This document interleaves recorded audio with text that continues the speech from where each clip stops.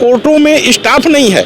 फाइलें 400-400 फाइलें 500-500 फाइलें मजिस्ट्रेट के सामने लगती हैं और मजिस्ट्रेट के पास इतना समय नहीं होता है कि उन फाइलों में देख करके क्या ऑर्डर करना है करे। यह बहुत बड़ी समस्या है और इसके लिए वहाँ पर प्राइवेट स्टाफ रखे जाते हैं और जिनका खर्चा, मैं अब कहना नहीं चाह रहा, कहीं न कहीं वो, इस शब्द को मैं वापस ले रहा हूँ, हालांकि एक प्राइवेट मैकेनिज्म है जो न्यायपालिका के भार को सहन कर रहा है। उत्तर प्रदेश में अतीक अहमद के बेटे असद का एनकाउंटर हुआ, कई एनकाउंटर हुए। उत्तर प्रदेश के सीएम को बुलडोजर बाबा कहते हैं और ये बुलडोजर का जो कॉन्सेप्ट है उनका पूरे देश में फेमस हुआ, चाहे उत्तराखंड में हो, मध्य प्रदेश में हो, कई जगह। और एनकाउंटर को लेकर पहले बहुत सवाल उठते थे, लेकिन इस बार जो देखा जाता है सवाल बहुत कम उठ रहे हैं, यानी जनता सपोर्ट कर रही है। आखिर जनता सपोर्ट क्यों कर रही है, सवाल क्यों नहीं उठा रही? इन तमाम मुद्दों पर बात करने के लिए मेरे साथ हैं सुप्रीम कोर्ट के सीनियर एडवोकेट संदीप मिश्रा जी। संदीप जी, ये जो पहले बुलडोजर कॉन्सेप्ट है, अब जो है एनकाउंटर हो रहे हैं, तो इसको लेकर जनता खुश क्यों है, जनता सपोर्ट क्यों कर रही? पहले सवाल उठते थे कि ये गलत है नहीं, लेकिन इस बार जो देखा, चाहे एनकाउंटर जैसा विषय हो और बुलडोजर को तो पब्लिक सहमति मिली है, ऐसा क्यों है? मनोज जी, देखिए, पहली बात तो ये है कि हम लैंडलाइन के ज़माने से शुरू होकर के 2G, 3G, 4G और आज 5G के ज़माने में आ गए। हम पगडंडियों से शुरू होकर के एक्सप्रेसवे के ज़माने में आ गए और आज भी हमारा जो न्यायिक सिस्टम है, अगर हम कुछ मेट्रोज की बात छोड़ दें या कुछ ऐसे राज्यों को जिनको कि इनफ फंड हैं वो उनको छोड़ दें, तो उनका न्यायिक तंत्र अभी भी उसी सिस्टम पे काम कर रहा है जिसमें कि बाई रजिस्टर्ड पोस्ट चिट्ठी भेजी जाती है, हफ्ते 10 दिन लगते हैं और फिर अंग्रेज़ों के समय का ही पुराना सिस्टम चला आ रहा है। दूसरी बात, हमारे जो न्यायाधीश हैं उनके पास कोर्ट में पूरी तरह से जो इंफ्रास्ट्रक्चर होना चाहिए नए ज़माने के हिसाब से वो मिसिंग है। आप दिल्ली की अदालतों को छोड़ दें, दिल्ली से बाहर जब आप निकलेंगे, आप बिहार में जाइए, रांची में जाइए, झारखंड में जाइए, उत्तर प्रदेश के सुदूर एरियो में जाइए, तो आप देखेंगे न्यायपालिका की स्थिति ये है कि कोर्टों में स्टाफ नहीं है। फाइलें 400-400 फाइलें 500-500 फाइलें मजिस्ट्रेट के सामने लगती हैं और मजिस्ट्रेट के पास इतना समय नहीं होता है कि उन फाइलों में देख करके क्या ऑर्डर करना है करे। यह बहुत बड़ी समस्या है और इसके लिए वहाँ पर प्राइवेट स्टाफ रखे जाते हैं और जिनका खर्चा, मैं अब कहना नहीं चाह रहा, कहीं न कहीं वो, इस शब्द को मैं वापस ले रहा हूँ, हालांकि एक प्राइवेट मैकेनिज्म है जो न्यायपालिका के भार को सहन कर रहा है। न्यायपालिका हमारी इस चीज़ को नए ज़माने के हिसाब से जो कहते हैं चीज़ों को अपडेट नहीं कर पाई है आज की तारीख में। यानी जिस तेज़ी से विकास हुआ, दुनिया बदली, हमारा न्याय तंत्र नहीं बदला, आप ये कहना चाहते हैं? बिल्कुल। अगर कोई व्यक्ति दिल्ली में गवाही कराना चाहता है तो उसकी गवाही कंप्यूटर पे तुरंत आंख के सामने होती है, वह खुद पढ़ सकता है कि हम गवाही में क्या बोल रहे हैं। लेकिन जब यही बात हम दूसरे राज्यों की अदालतों में जाते हैं तो पहली बात तो स्टाफ नहीं है, स्टेनो नहीं है कोर्ट के अंदर। अगर स्टेनो है भी तो उसको लिखने की क्या है, अपने हैंड राइटिंग में लिखता है, जो न वकील साहब बाहर के पढ़ सकते हैं ना ही जज साहब पढ़ सकते हैं, और क्लाइंट के पढ़ने के लिए तो मतलब कोई गुंजाइश ही नहीं बची है। तो ऐसी स्थिति में अगर हम न्याय तंत्र को अभी भी उसी लैंडलाइन वाले ज़माने में रखेंगे, जब तक 5G के हिसाब से चीज़ों को अपडेट नहीं करेंगे। एक चीज़ और समझिए, ई कोर्ट ऐप आया, शायद आपने सुना होगा। ई कोर्ट ऐप को सुप्रीम कोर्ट ने अपने बहुत ही, कहते हैं, बहुत डंडा करके एक तरह से हाई कोर्ट्स को, डिस्ट्रिक्ट कोर्ट को मिशन मोड में कहा कि ई कोर्ट को आप इंप्लीमेंट करिए, ई कोर्ट में ऑर्डर्स को अपडेट करिए, ई कोर्ट में तारीखों को अपडेट करिए, जिससे कि जो आम वकील है, जो अदालतों के चक्कर या अपने वकील के चक्कर सिर्फ इसलिए काटता है कि हमारी अगली तारीख क्या है मुकदमे की, ये चीज़ उसको डिजिटल रूप में तुरंत उपलब्ध होनी चाहिए। क्लिक में पता चल रहा है कब उसकी तारीख है, कौन से कोर्ट में है, ये तमाम जानकारी। तो इन सब चीज़ों को मिशन मोड में, अगर मेरे न्यायाधीश हाई कोर्ट या सुप्रीम कोर्ट के कोई भी इस इंटरव्यू को देख रहे हैं, हमें आज अपनी न्यायपालिका को भी, सरकार का ये जो तीसरा अंग है, कहते हैं कार्यपालिका, व्यवस्थापिका, न्यायपालिका, न्यायपालिका को भी लैंडलाइन के ज़माने से निकाल करके 5G मोड में लाना होगा। और जो कहते हैं कि न्याय दूर बहुत हो जाता है कभी कभी। अगर नोएडा में बैठे व्यक्ति के लिए आप कहें कि हाई कोर्ट में मामला डालना है तो उसे प्रयागराज जाना पड़ेगा, लखनऊ या प्रयागराज? लखनऊ की जुडिक्शन बहुत लिमिटेड है। अच्छा। उसी तरह आप सोचिए, कष्ट समझिए, पिथौरागढ़ उत्तराखंड के लोगों को जब उत्तर प्रदेश राज्य का बंटवारा नहीं हुआ था, तब पिथौरागढ़ से आदमी को प्रयागराज जाना पड़ता था अपने मुकदमे की पैरवी करने के लिए, हजारों तो, किलोमीटर दूर। हाँ, तो इस चीज को मिशन मोड में हमें हाई कोर्ट के न्यायाधीशों को, सुप्रीम कोर्ट के न्यायाधीशों को, और मेन चीज मैं तो सुप्रीम कोर्ट पे इस बात को डालूंगा, क्योंकि सुप्रीम कोर्ट को इस पे मिशन मोड में आगे आकर के काम करना पड़ेगा, जिससे हर व्यक्ति को हाई कोर्ट की सुलभता 200 से 250 किलोमीटर के दायरे में हो जाए ऑल इंडिया लेवल पे।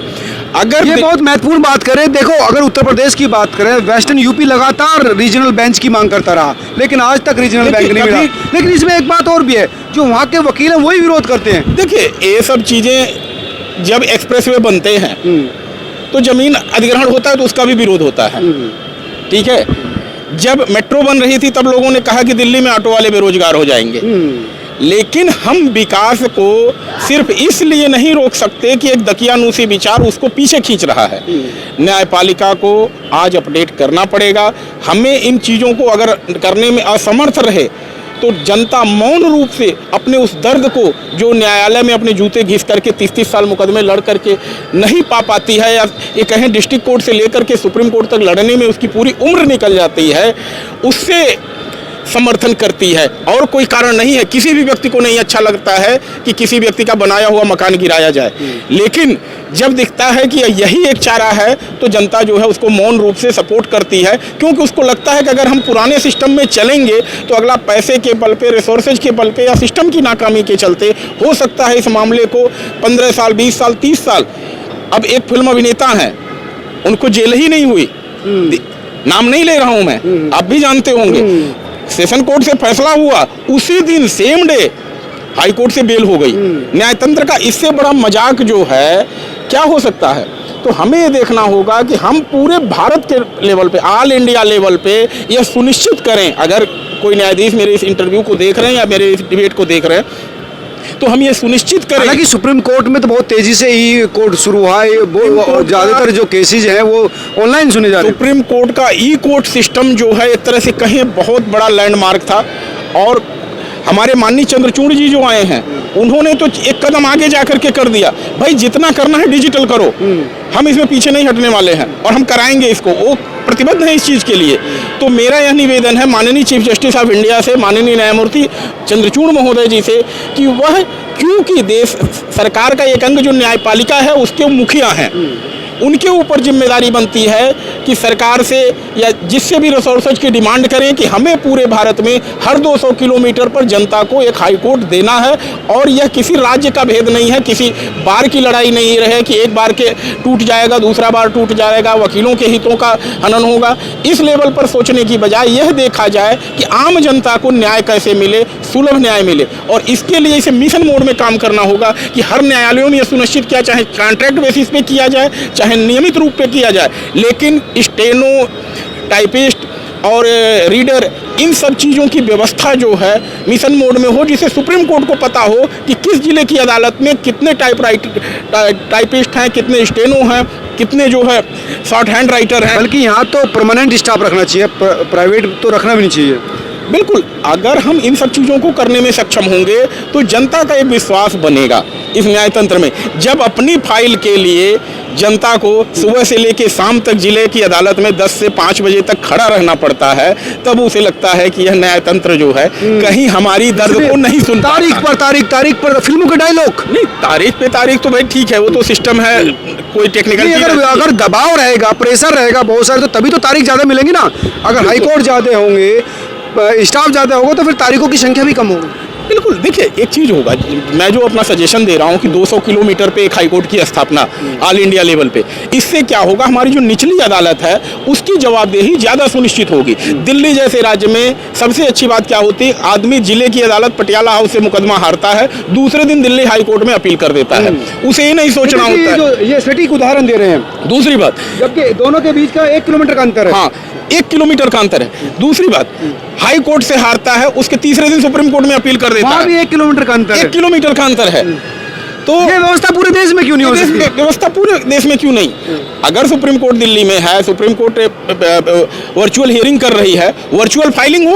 वर्चुअल तो हर जगह सुप्रीम कोर्ट उपलब्ध है। ई फाइलिंग सुप्रीम कोर्ट की अवेलेबल है। तो अगर इस चीज को ऑल इंडिया लेवल पे पूरे भारत से चीजों को किया जाए, लॉयर्स जो है अपनी जगह से आर्गुमेंट। नहीं, ऐसा भी हो सकता है डॉक्टर साहब, वकील साहब, कि वर्चुअली अगर आप जुड़े तो आप घर में बैठ के आप मतलब ट्रायल कोर्ट भी फेस कर सकते हैं, आप हाई कोर्ट भी फेस कर सकते हैं और आप सुप्रीम कोर्ट भी फेस कर सकते हैं। देखिए, मैं अपना खुद का अनुभव बताऊं। अभी परसों की बात है, मैं एक अदालत से निकला 30 हजारी से, तब तक मेरा हाई कोर्ट में मैटर आ गया। गाड़ी मैंने किनारे लगाई, लिंक से मैं जुड़ा, अपने मैटर में मैंने आर्ग्यू किया, रास्ते में ही खड़े खड़े किनारे किनारे बैठ करके। तो ये समझिए कि अगर मैं नहीं पहुंचता तो हमारे मामले में एक तारीख लगती कि नहीं। बिल्कुल। अदालत का कम से कम 3 से 4 मिनट मुझे तारीख देने में बर्बाद होता कि नहीं होता। लेकिन डिजिटल मोड में जब न्यायाधीश आए, डिजिटल मोड में जब अधिवक्ता आए, डिजिटल मोड में जब आम जनता आई, तो न्याय का वो 3 मिनट बचा कि नहीं बना। एक फाइल में अगर 3 मिनट बचता है तो 100 फाइलों में 300 मिनट होते हैं, और एक एक मिनट बहुत कीमती होता है। एक मिनट अदालत का बहुत कीमती होता है। और प्रधानमंत्री खुद चाहते हैं कि डिजिटल मोड में आए, पूरी ताकत झोंक रखी है। देखिए, न्यायपालिका को जो सबसे बड़ी आज़ादी मिली है कि न्यायपालिका के मामले में कार्यपालिका व्यवस्थापिका जो है किसी तरह से दखल नहीं देती है। लेकिन इंफ्रास्ट्रक्चर डेवलपमेंट में तो सहायता मांगी जा सकती है, इंफ्रास्ट्रक्चर में मांगी जा सकती है, और मिशन मोड में मांगना पड़ेगा। मैं कह रहा हूँ मिशन मोड में मांगना पड़ेगा। हम राज्यों के भरोसे नहीं छोड़ सकते। हालांकि न्याय में जो न्यायतंत्र व्यवस्था है डिस्ट्रिक्ट के अंदर, करने की व्यवस्था तो राज्य सरकारों को दी गई है कि इंफ्रा दे, लेकिन हमें एक मॉनिटरिंग सिस्टम से ऑल इंडिया लेवल पे बिल्डिंग का इंफ्रास्ट्रक्चर, कंप्यूटर का स्ट्रक्चर, मैन पावर स्ट्रक्चर, सारी चीज़ों के बारे में सुप्रीम कोर्ट को डे टू डे एक मॉनिटरिंग कमेटी बनानी चाहिए जिसमें अपडेट हो, और यह सुनिश्चित करना चाहिए 3 साल 4 साल के अंदर हर जिले की अदालत में कंप्यूटर हो, स्टेनो हो, चाहे वो कॉन्ट्रेक्चुअल बेसिस पे हो।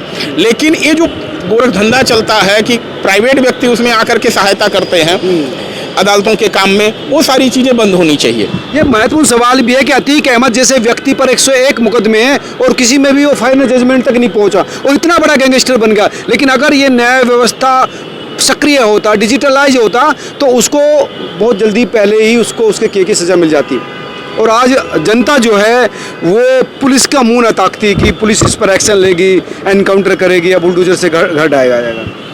बिल्कुल, देखिए जनता क्या है, अगर त्वरित न्याय पाती है तो उसके जो निगेटिव एस्पेक्ट हैं उसको भूल जाती है। आप इस चीज़ को समझिए कि अगर 100 में एक ही गलती हो जाए, 99 घर मान लीजिए सही ढहाए गए, एक ही गलत गिर गया, तो उस आदमी की तो जमा पूंजी चली गई। ठीक है, लेकिन हमारा सिस्टम क्या है, जो मैंने आपसे बताया कि टाइम टेकिंग है, तो जनता उस चीज़ को मौन रूप से सपोर्ट कर रही है। हमें इस सिस्टम को बदलना होगा, इसको अपडेट करना होगा, और लैंडलाइन के ज़माने से निकल करके 5G के हिसाब से इन अदालतों को चलाना होगा। और इसकी जिम्मेदारी एक न्यूट्रल संस्था, मैं कह रहा हूँ, हम इसको राज्यों के भरोसे नहीं छोड़ सकते। अगर एक राज्य सरकार से हम कहेंगे करने के लिए, तो विपक्षी दल उस पर राजनीति करना शुरू करेंगे। अगर हम किसी एक विशेष हाई कोर्ट को टारगेट करेंगे तो उसके बार एसोसिएशन विरोध करेगी कि हमारी जो एसोसिएशन को तोड़ा जा रहा है, हमारे कोर्ट को तोड़ा जा रहा है। लेकिन अगर इसे ऑल इंडिया लेवल पे किया नेशनल पॉलिसी फ्रेम करके, नेशनल पॉलिसी, बिल्कुल सही बात आपने कही, नेशनल पॉलिसी फ्रेम करके ऑल इंडिया लेवल पर अगर सुप्रीम कोर्ट के द्वारा इस काम को कराया जाएगा तो कहीं विरोध भी नहीं होगा और आम जनता का इस काम का समर्थन भी होगा। ये बहुत महत्वपूर्ण संदीप जी ने उठाई है कि बात की हमें अपने न्यायतंत्र को, सिस्टम को, अदालतों को, डिस्ट्रिक्ट कोर्ट से लेकर सुप्रीम कोर्ट तक, हालांकि सुप्रीम कोर्ट या हाई कोर्ट तो ज़्यादातर डिजिटलाइज हो गया है, बहुत तेज़ी से काम कर रहे हैं और जो ऑनर जस्टिस हैं हमारे लोग, लेकिन इसको हम ग्रास लेवल तक, ग्राउंड जीरो तक ले जाएं, डिस्ट्रिक्ट कोर्ट तक, जहाँ पर चीज़ें आती हैं सुप्रीम कोर्ट तक, तो लोगों को जल्दी न्याय मिलेगा, सस्ता न्याय मिलेगा, सुलभ न्याय मिलेगा। और ये जो लोग अब पुलिस की तरफ देखते हैं कि किसी का एनकाउंटर होने पर सेलिब्रेट कर रहे हैं, किसी का घर टूटने पर सेलिब्रेट कर रहे हैं, तो ये चीज़ें भी कम हो गई। इस खबर को आप जरूर शेयर करना कि ये बहुत महत्वपूर्ण है, ताकि हमारे तमाम जस्टिस तक पहुँचे, सरकारों तक पहुँचे और ये पीड़ा समझे और ये रास्ता भी जाने। और आप कमेंट करके बताना कि आपको ये खबर कैसी लगी। धन्यवाद।